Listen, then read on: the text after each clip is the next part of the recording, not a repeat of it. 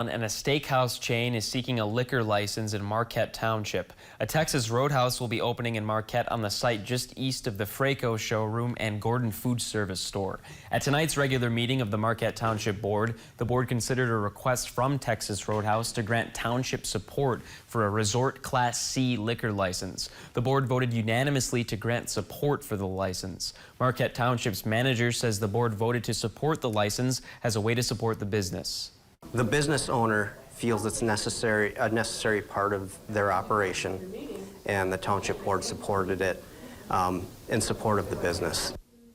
Texas Roadhouse is in the process of applying for a liquor license with the Michigan Liquor Control Commission, but it needed support from the local government before filing the application.